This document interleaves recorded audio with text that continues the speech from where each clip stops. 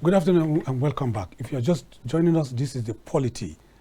My name is Maucauley, Hunohashion, and my guest in the studio with us here is Okechukwu Onugbo. Okechukwu, let's begin by understanding where we are today. Our democratic journey is 25 years old, which is fashioned, after American democracy. The American democracy has journeyed for onward of 248 years. Mm-hmm. Now, they seem to be getting it right. They may have challenges, they seem to be getting it right. But many Nigerians are despondent about our democratic experience. Today is a public holiday, and Americans, in their 248 years of democratic journey, have 11 public holidays. We have 12 public holidays. Are public holidays that important? Because some people, I ask this question because some people think we need more holidays, while others yet they are saying the holidays are too much. Only lazy countries have holidays. Nepal has 38, for that matter, holidays, because it is strictly based on religion. Ours are mostly secular, religious, and fun. What's your thoughts on that? Well, for the 25 years, thank you so much, first of all, for getting me on here. And for the 25 years, we have been practicing democracy just the way it is, in this republic anyway. I would say that one major thing is that the minority has always had its say, but the majority has always had its way. I pray that, before my prayer, this thing, the way it's going, we're going towards, tending towards that saying that the winner takes it all. Let the winner not take all in Nigeria. That's what I'm saying. The winner takes all is what we're seeing in this democratic practice. I know that the American democracy is almost the same thing as talking about the winner takes all. But there is a human face to taking all in American democracy. Yeah. Here, the human face seems to be non-existent. That's one major thing. Then, talking about the holidays, you talked about holidays. I guess I know that why our holidays are too many, that is to some, is that some are simply duplicated. Yeah. Like if you have a holiday for, say, Eid al-Fitr, yeah, and it should have been like the last one we had, the last Eid holiday we had. They said they gave the date. Later, it was moved up. In natural fact, we had 3 days in the last one. Mm-hmm. So what I'm saying is, if you are sure of the time or the date or around the period within which the moon will be seen, new moon will be seen, then you could just fix it for that day alone, and after that you go on to do your work. But here nobody is sure of it, so they will say if it could be 16th, 17th. Incidentally, I found out that in Saudi Arabia, it's 1 day that they place theirs. Yes. It's 1 day. Why should we be doing our own 2 days? Are we now going to cry more than the bereaved? That's one thing I'm thinking about. Then again, you also see that in our country, people like doing a lot of relaxation. In actual fact, relaxation and the things that follow, tourism, such things bring good money to advanced countries, and even some other countries are not even advanced. But here in Nigeria, I don't know how much we can say that Nigeria has raised through tourism as a result of the fact that we talk about relaxation and all that. So our own thing seems to be going the wrong way. We need to put this thing in order, harness everything we have so as to help us make money out of it all. That way, the nation will have reason to have less problems that have to do with the things that have to do with monetary things, economic things. All these things we're talking about, the economy going up and down and all that.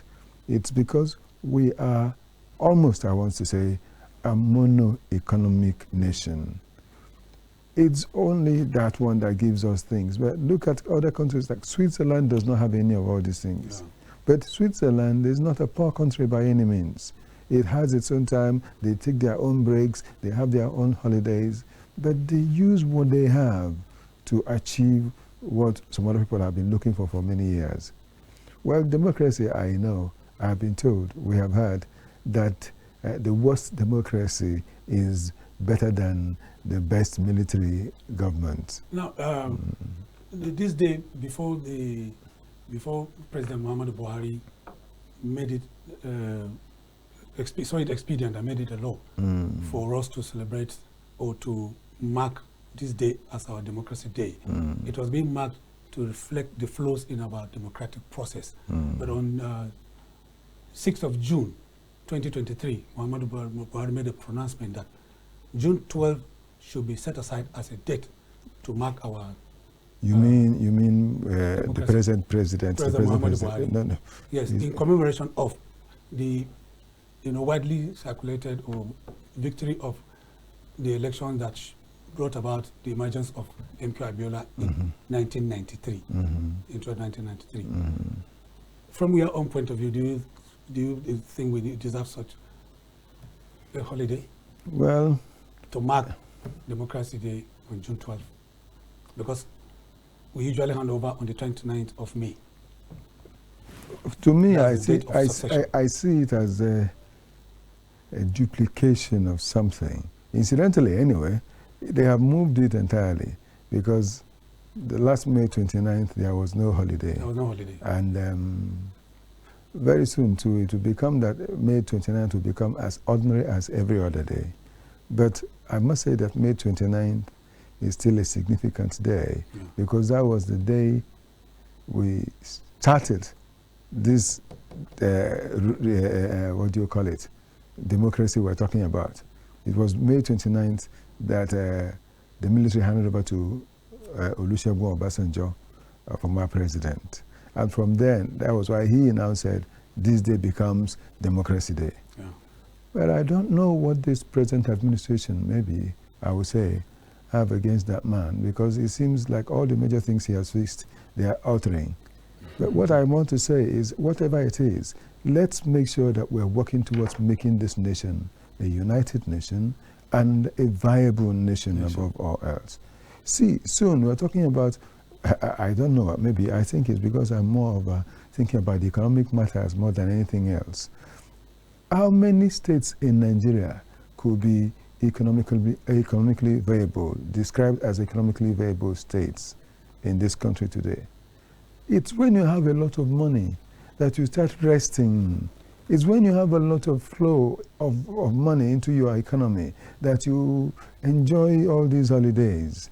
Now we've moved this to 12th of June. It's okay if that's the way we do it, because of we want to highlight, want to remember, we want to make it immortalized. We want to immortalize the works of MKO Abiola. Of course, he was a great man by every standard. And to get to do this, if this is what we will do so as to remember him, it's okay. But then my question is, what has 29th May become? Okay, exactly. What has it become? Well, I want to remind our viewers that they can join the conversation by calling the telephone line displayed on your screen. We would like to make it conversational. So call in so that you can participate by making your comments known to the Nigerian public. Okechukwu, let me ask you. You have listened to the president's broadcast. Before the broadcast today, there was a dinner last night at the State House Banquet Hall, where he did reiterate government's commitment, for inclusivity in the democratic process and in governance. What are your thoughts? Government's commitment to inclusivity, we've had this for a long time, but we've never had it. We've never had it, but we've had it. In actual fact, it was only once that we had it in this country, and that was under the administration of Yaradua of blessed memory. That was when we saw inclusivity. We saw honesty coming out so clear that it was a very well-known fact. Since after him, I've not seen anything that has to do with inclusivity. In actual fact, let me go to the funny side of this story. Inclusivity, Goodluck Jonathan's administration even tried to do inclusivity using gender. But after Goodluck administration, that was thrown aside. Inclusivity, there are so many ways we can describe inclusivity. Which one are they trying to show us? If you're including women in the running of affairs of the nation, following the right rules that is internationally accepted, that are internationally accepted, that you could have women in government 17%. These days, some 35, 37%, 35%. We've seen us have even 5% in Nigeria. Talk about education, trying to follow the rule. The budget was supposed to, we should have, should make sure that at least 20% of it will be on education. And what has happened that way? So there are so many things. We say inclusivity is so wide. You want to get the others to be part of what you're doing, the opposition or other parties. How much of it have we seen? How much of their words have we heard, and have we seen the people in authority take up to carry out what they have brought in? We should have grown to the level that you don't expect the words of the opposition to be what should be meant for the waste, for the trash can. The words of the opposition should be seen as what you could pick things good out of, so as to use to help your own administration, your own government, better the lot of the people. Okay, listening to his broadcast this morning, let me just quote something. I paraphrase that, is credited to Mr. President this morning. He said, after 25 years of uninterrupted democracy, it is time for all Nigerians to partake in building a nation where every voice is heard, a nation where every potential is realized, and a nation where every citizen is empowered to continue to, for the collective good of the country. That was what the president admonished Nigerians, all Nigerians to do, so that all our voices could be heard for collective development of the nation. Do you think, is it possible for all our voices to be heard? Are some voices not suppressed? Voices could be heard. Because there is despondency in the land. There is extreme despondency when you talk about that. I don't know how to say this, because if you say all voices to be heard, that means you want to see what everyone will say and help that what they want to be done. The things we're saying don't show it. They don't portray the fact that that's what we want to get.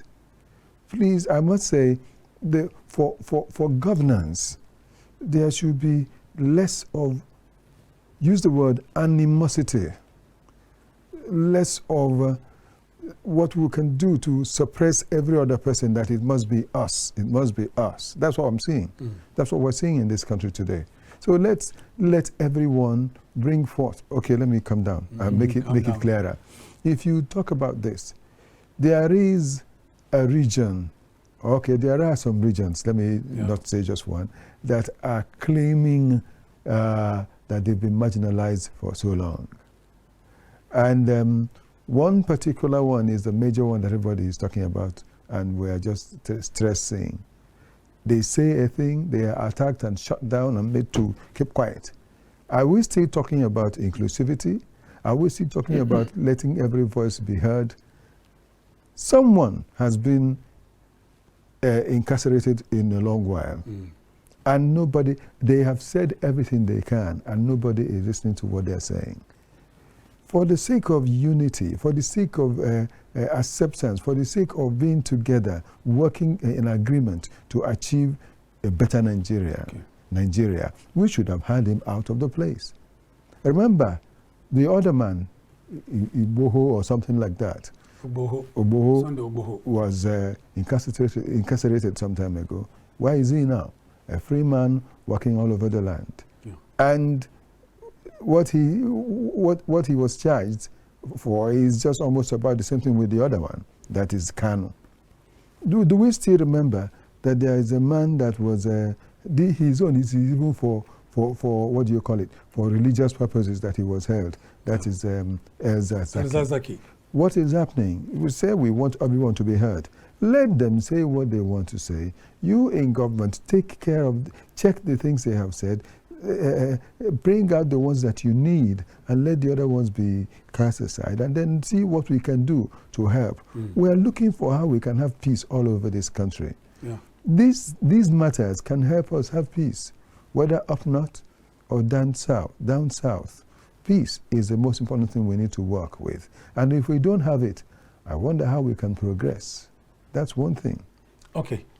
Before we got here, on our current democratic dispensation, many notable and prominent Nigerians were in the trenches to fight the military. And they disrupted the military interregnum, as it were. The likes of Rewani lost their lives. Tinubu was also in the trenches. He fought the military and went into exile and spent 6 years outside the shores of Nigeria. So many of them, newspapers were shut down. You remember, with the benefits of hindsight, the Punch, the Guardian newspaper. That was what brought about the advent of this day to take the space of those newspapers. They were shut down, you remember, with the benefit of hindsight. Would you say those people that have fought the military to a standstill for us to usher in this democratic dispensation that has spanned 25 years now and have benefited in one way or the other? Or what do you think can be done for them to benefit, not necessarily being appointed in government, through immortalizations and things like that? Yes, you don't just have, everybody can't be in government. Everybody can't be in government. But remembering them, okay, let me, in order to make it clear, to buttress this fact, let me mention what goes on in America. You see, in America,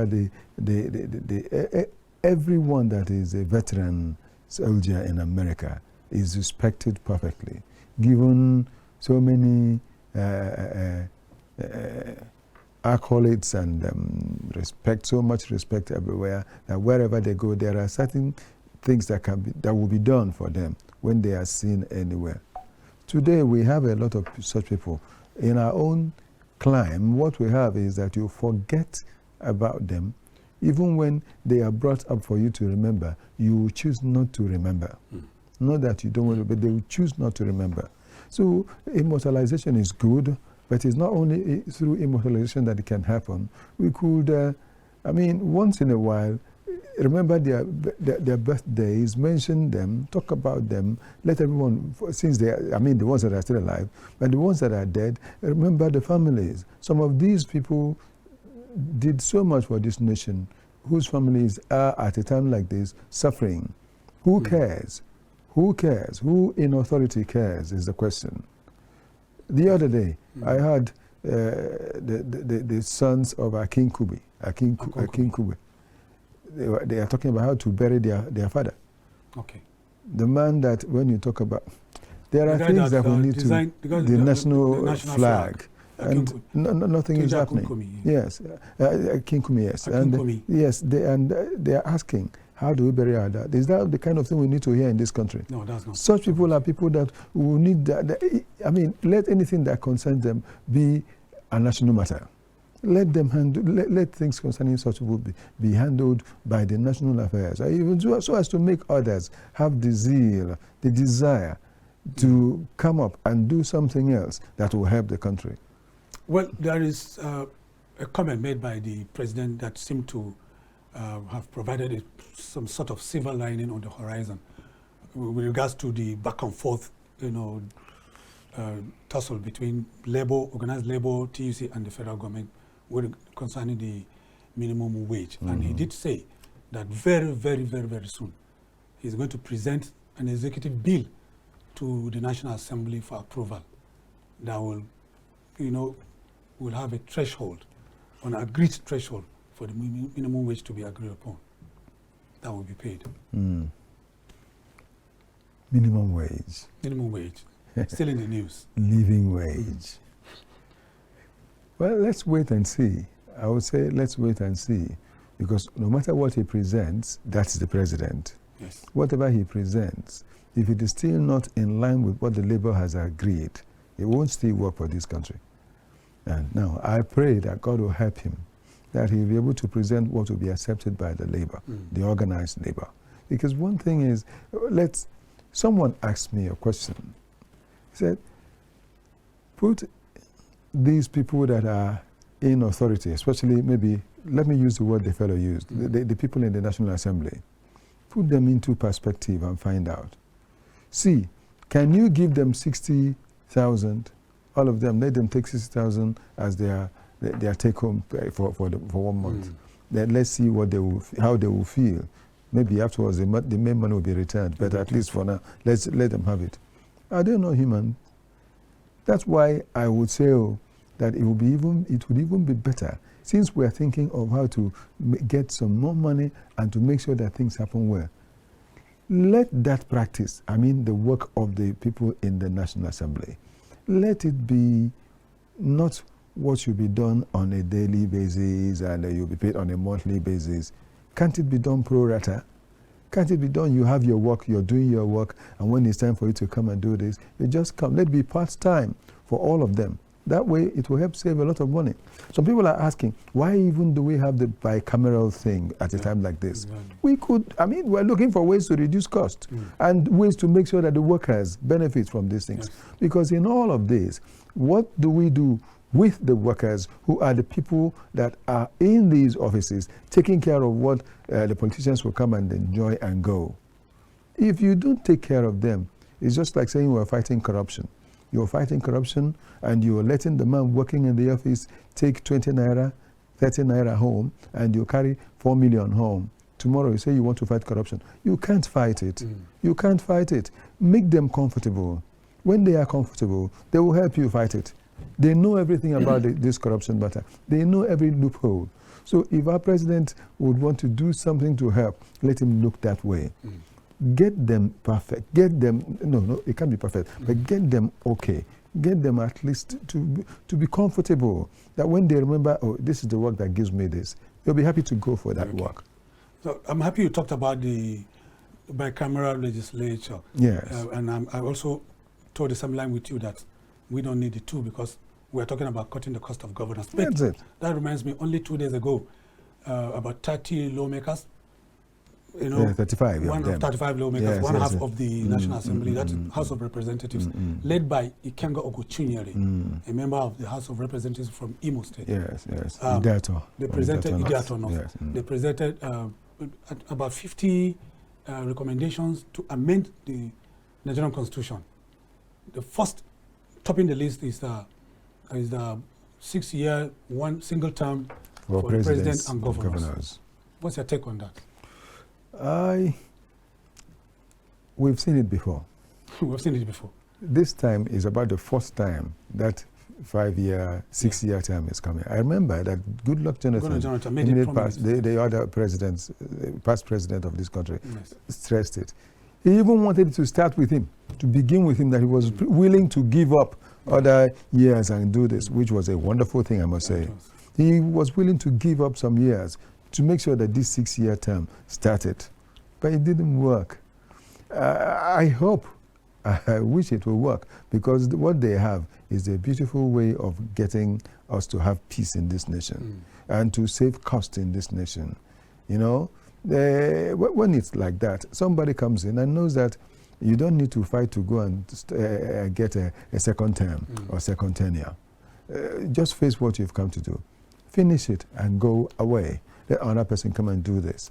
Then the other thing that is interesting about it is having 2 vice presidents. You know, I looked at that, I said, this is good, you know, so that to avoid what happened, that little problem that came up when we had the death of Yaradua. So but in their proposal, where the president comes from, that's where the first vice president will come from. So in the case of any eventuality or any force majeure, the second vice president will come from there. He will take over. And then the second vice president will come from the first president will come from another zone, the second one from that place. You like the proposal? It's good. Honestly, it's beautiful. It's a beautiful proposal. The only thing that, for me, may be a little difficult is having all the elections done in one day. Yes. All the elections in one day. I don't know whether the infrastructure we have in this country will be okay for it. And the personnel will be okay, talking about the security personnel, will be okay for it. But then, I mean, before now, well, then the population of Nigeria wasn't this much. I wanted to say that we had it like that sometime in the past, but the population was entirely different from what we have now. In actual fact, the current population is about 3 times what we had when it was done then. So, well, honestly, it's good to give it a try. Give it a try. I mean, some of it, not all of it, because we may not see all of it happen. But, you know, people who will feel that this thing would disturb their income of their financial income will not agree. Because one thing about this country is, no matter what we say, how much comes to us. Yeah. That's the point. How much accrues to my pocket, to me, by the time this matter is handled. Well, we'd like to remind our viewers that our telephone lines are open and it is actually displayed on your screen so that you can call in to be a part of this conversation. Then the other thing again is that if you look, someone would ask, when can it start? Okay. If it starts, some people will suffer definitely. Some regimes, some administrations will be cut short so as to do it. Please, it doesn't matter. It could be cut short. It could be cut short. But if they don't want it, then you could make it that it will be agreed upon that in the next 3 years or 4 years or 5 years, or by the time this tenure will be over, it will be started. Whoever that is there that came in because of an election that wasn't held at the same time with the others, we would have to give up. It's okay. Okay, Okechukwu, you are a proponent of trimming or dissection of our bicameral legislature. So yes. if given the opportunity, which one would you ask to go? Is it the House of Representatives or the Senate? But you answer that question when we return after this timeout. Please stay with us.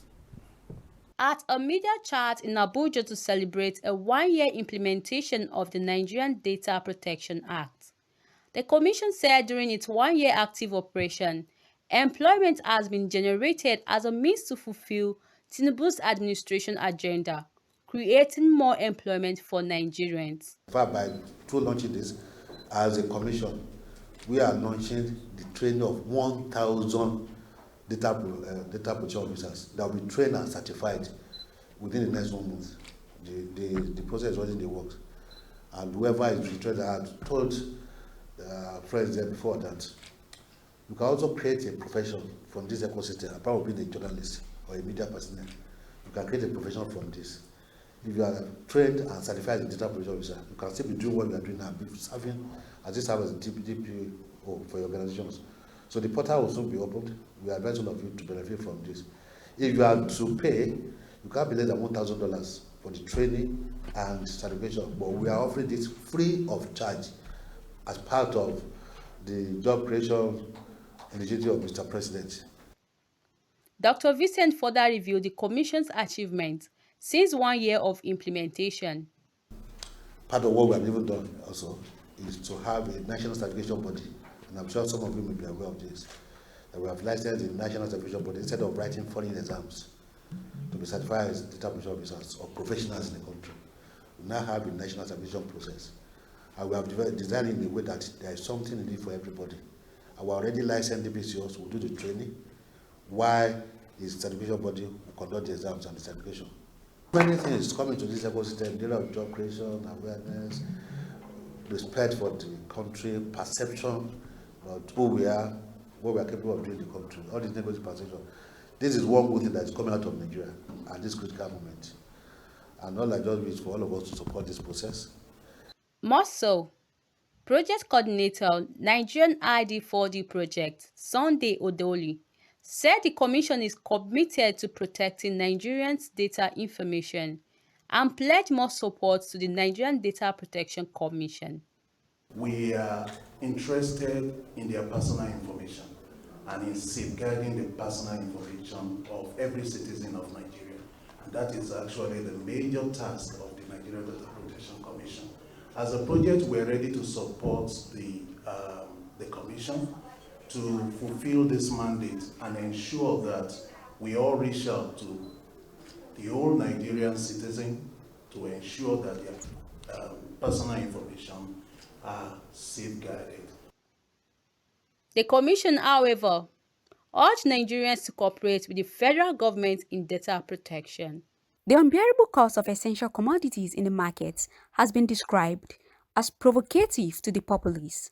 KAFTAN TV went into the city of Abuja to feel and bring the pulse of the people to the economy today. There was widespread lamentation among the people regarding the ever-rising cost of food items in the markets. What we are passing through now is what I myself as a father cannot explain, because the cost of living, the transport, everything is high. All Nigeria has to say is we hope on God for a change, but we are asking our leaders to see into it and see how they can be able, to touch the life and make things easy for us, and see how they can be able, to touch the life. And you go to the market, you want to buy something, at the end of the day, President Bola Ahmed Tinubu, in his inaugural speech on the 29th of May 2023, announced the immediate removal of petroleum subsidy in Nigeria. The announcement resulted in the instant increase of the pump price of petroleum products, especially premium motor spirit, commonly referred to as petrol. The increase subsequently led to the hike in transportation for commuters all across the country, which in turn necessitated the skyrocketing of costs of goods and services. News about conflicting price of commodities and services fueled the atmosphere to such an alarming rate. KAFTAN TV rose to the challenge of bringing the true cost of food items and more in some markets in the Federal Capital Territory, Abuja, to our teeming viewing population. For 65,000 naira, but for this month a bag of rice is 70,000 naira. Why Gary last month was just 65 and 55,000 naira, but this month now is 75, 80,000 naira. If you need a good brand of Gary, is 80,000 naira. But if you're going for the second class, is 75,000 naira. Why as well also beans as of last month is 150, but now it's 200,000 naira per bag. Why Mudu is 3,000 naira. And Gary Mudu is 1.5. The white one is 1.3. The yellow one is 1.5. Rice in Mudu is 2,200 naira. The bag is 70,000 naira. Spaghetti is 16.5, 17,000 naira. Carton. Why one pieces is 900 naira. Golden penny spaghetti. They can take out the subsidy and reduce the fuel price. I think everything will go at place like before. Things are quite expensive before, but not like this. This time around is double. The poor man cannot live. Even the middle class are suffering. We are just suffering, and business is going down. We're doing business. We cannot even afford to do our business again, because when selling, going to buy, you cannot buy. So many businesses are shutting down. At rate of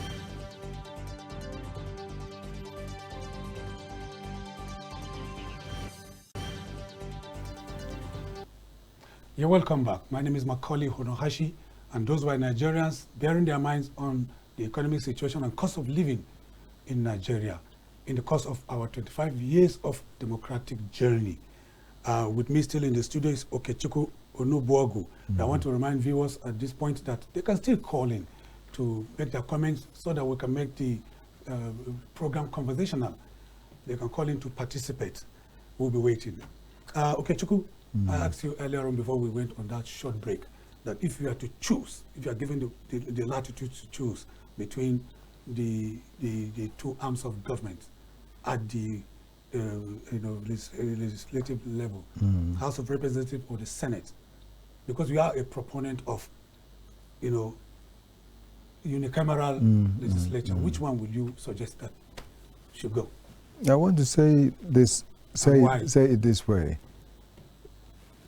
At a time like this, there will be need for us to have just the unicameral assembly as a result of the financial difficulties the country is going through.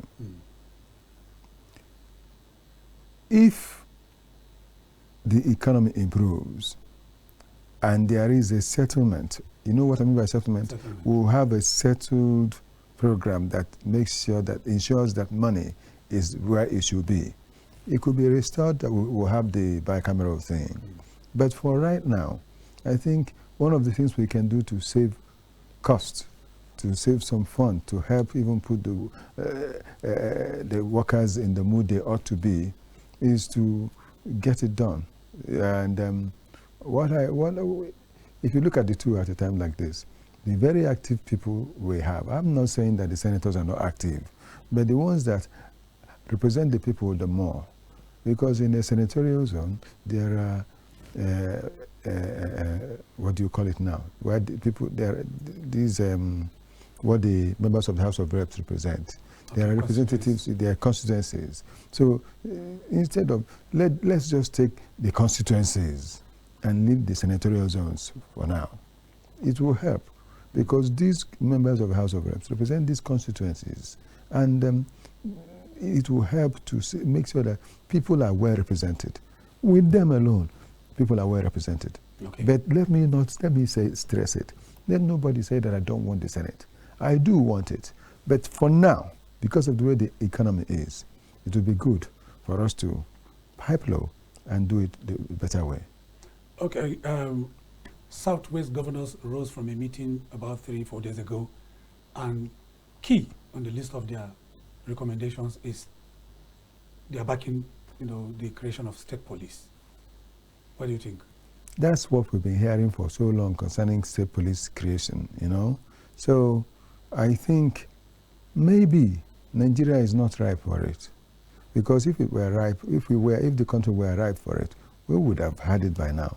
But what I would want to say if you ask me, is that it would be good to try it, first of all. We could start with zonal police. Okay. Let there be a police for the Southeast zone, South-South zone, Southwest zone, North Central zone, Northeast, and Northwest. Okay. Let's have police for these zones. If they do well, then you diversify them more to have it for states. But saying not have it at all is not quite good, though. Well, Okechukwu, Nigerians may have problem with that arrangement because we are a people that are driven by two major things: sentiments and emotions. For instance, in Adamawa State alone has about 85 ethnic nationalities. So if you propose a zonal policing for Northeast, for instance, where you have Gombe State, Bauchi, Taraba, Benue, Adamawa, Taraba, Gombe, Bauchi, Borno, and Yobe states. Where will the leadership of the police come from? Don't you think there's going to be challenges? That's when we are now becoming the ordinary Nigerians that we are not supposed to be anymore. Let it be. Whoever that is heading it, as far as it's from that zone, is okay. If you like, you can make it a rotational thing. But let's not forget that there is merit. Don't just put someone because you feel he's from this place and he should be the one. It should be something that will work through merit. Would you think should bear the responsibility of appointing the head of police at the regional level? At the regional level, I think it should even be the federal government that will appoint those people. Okay. Because if not, the people that are in the region will be the ones that want to control. Yes. Let the federal appoint those people that will be the commissioners or whatever names they are called now. They may not be commissioners for region. They could be DIGs because we have DIGs for all these zones. Let those DIGs for all these zones be the ones that will take charge, but let them be people who hail from such places, so as to help. Because if it's someone that is from your place that's doing it, you will know. It will help you when he speaks the local dialect. You understand. But when it's someone from the north doing it in the east, or someone from the South, doing it in the West. It may not work out well. Let it be someone from that area. And even in these states, there will be the same thing, but we know that they have their head at the region, as the regional head. It will help. So I'm not entirely against what the governors from the Southwest have said. Because anyway, the other side of this story is that they have a Moteco already working there. So if they have seen it work well, if they feel as the Amoteco has worked well or is working well in the Southwest, we can as well have our state police. Okay, it could be, let's try it with them first of all. If it works well, other states will have their own. I mean, there are experiments to be made to achieve one success or the other.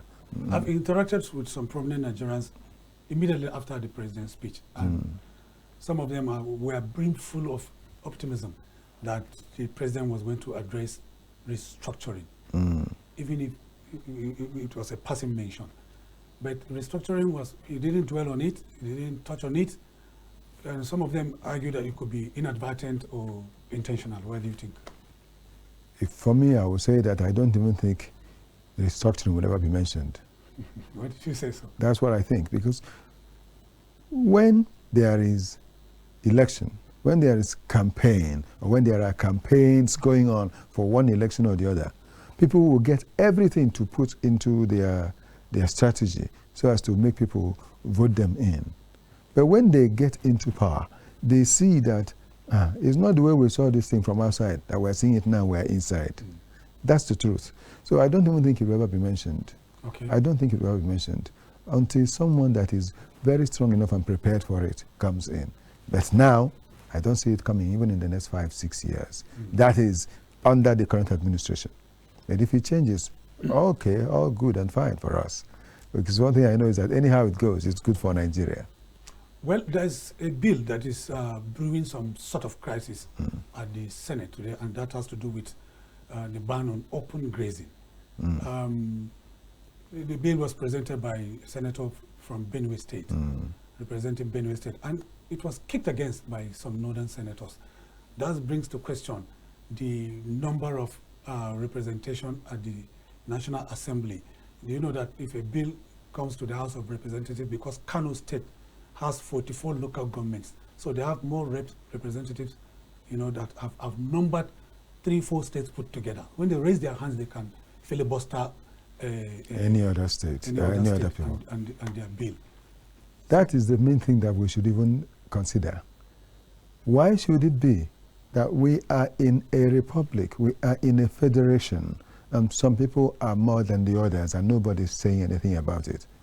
That's why, again, you see, I'm happy about the fact that Ikenga, Ugosinyere, is talking about another state in the Southeast. Southeast is the only state, that is the only region that has 5 states.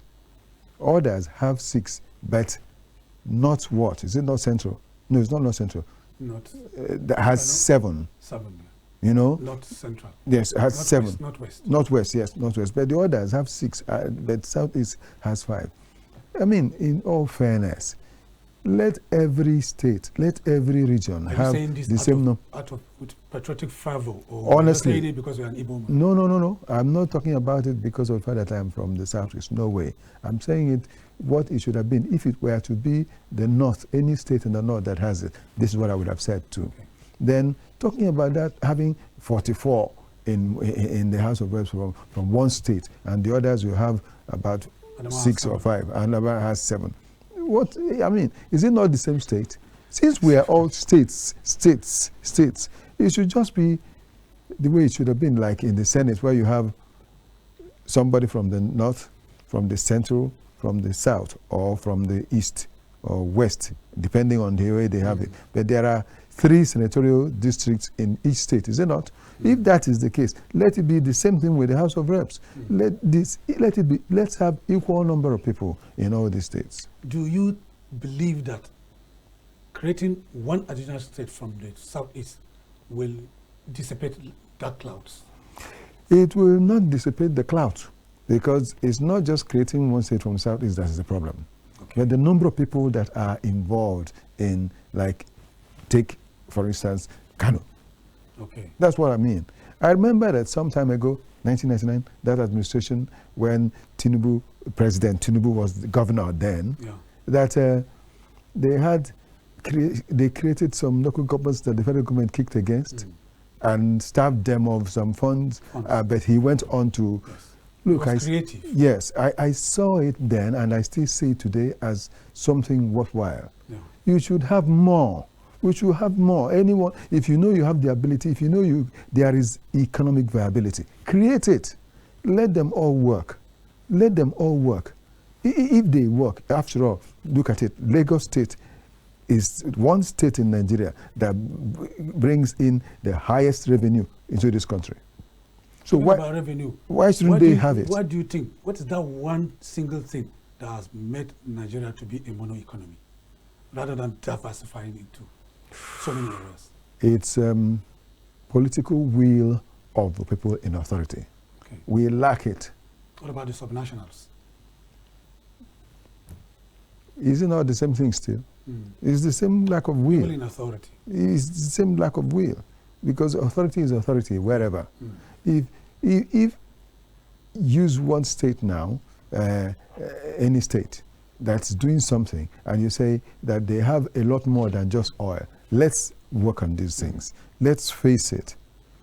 It's quite a pity that I remember that some time ago when Senator Rochas Okorocha came in to Imo State, he talked about diversifying the oil, the use of oil, getting to make sure that palm oil will be effectively used, reminding us of the good old days of the 60s, where oil... Were there those rhetorics that we are used to hearing from politicians? That's the point I said at the other point. There are things you just tell people. At the end of the day, he himself made effort to start. I don't know why it died down.